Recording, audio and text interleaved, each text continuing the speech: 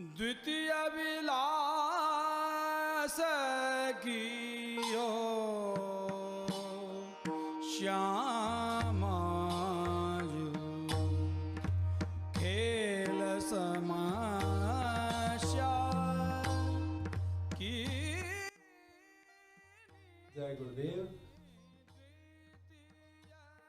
तो अगर आप अभी भी इंतज़ार कर रहे हैं कि कल रजिस्टर कर लेंगे, परसों रजिस्टर कर लेंगे वेबकास्ट के लिए, तो बिल्कुल नहीं करिए। अभी डिस्क्रिप्शन पे जाइए, देखिए वहाँ पे मैंने लिंक दिया है, उस पर जाकर रजिस्टर करिए। ये यज्ञ गुरुदेव के सानिध्य में हो रहे हैं और ऐसा सुअवसर हमें कभी नहीं छोड़ना चाहिए। हम घर पर रहकर और आनंद के साथ और उल्लास के साथ इस त्योहार को मना सकते हैं और संसार की कुशलता के लिए, सौभाग्य के लिए प्रार्थना कर सकते हैं। तो आज हम चर्चा करेंगे दूसरे विलास के बारे में। दूसरा विलास, प्रधान सखी हैं ललिता जी और बावर की सामग्री ठाकुर जी आरोपते हैं आज। और यहाँ जो दूसरे विलास की लीला है ये होती है संकेत वन में। अच्छा, सभी को बहुत अचंभित करता है कि राधा और कृष्ण का कभी विवाह हुआ नहीं, पर उन दोनों को ही सब जगह पूजा जाता है। तो आपको आज एक बहुत ही रहस्य की बात बताता हूँ।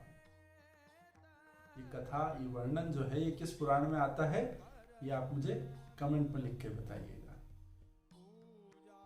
तो ब्रह्मा जी ने संकेत वन में राधा और कृष्ण का विवाह किया था।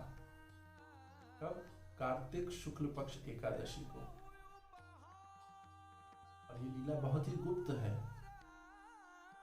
अब आप बोलेंगे कि मैंने तो आप सबको बता दिया, तो ये गुप्त कैसे रहा?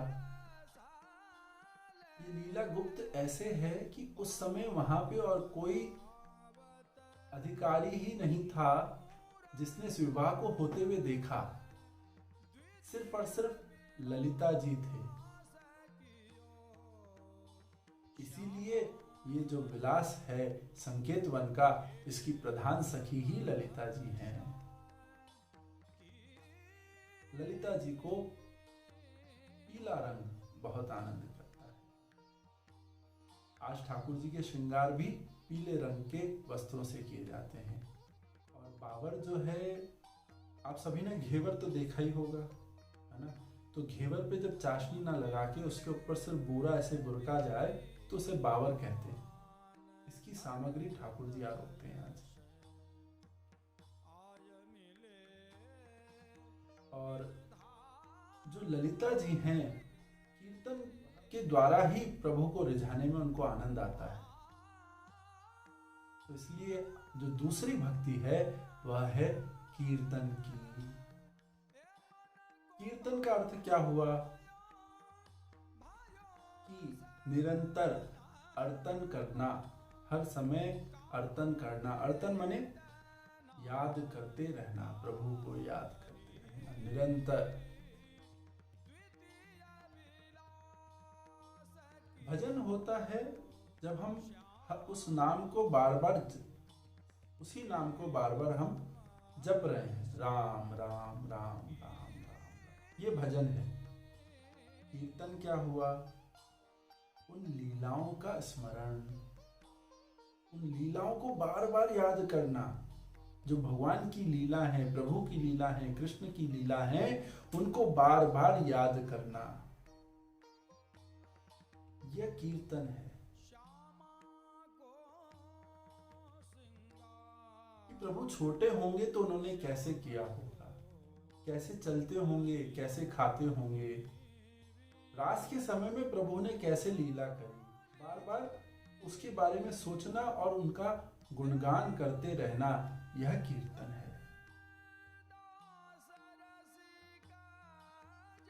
सुखदेव जी इस भक्ति के परम उदाहरण हैं।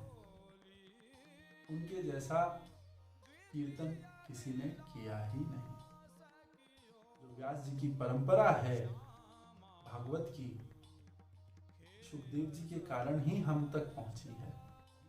सुखदेव जी ने उस समय कीर्तन किया, इस वजह से आज हमको यह सागर जो है ज्ञान का, लीला का, प्रभु के चरित्र का, उसमें गोता लगाने का सुअवसर मिलता रहता है। तो दूसरा विलास आनंद से मनाइए और खूब लाड़ लड़ाइए। और कीर्तन जो भक्ति का दूसरा स्वरूप है, दूसरा लक्षण है, उसमें अवस्थित होइए, प्रभु की लीलाओं का, चरित्रों का गुणगान करिए, सबको सुनाइए।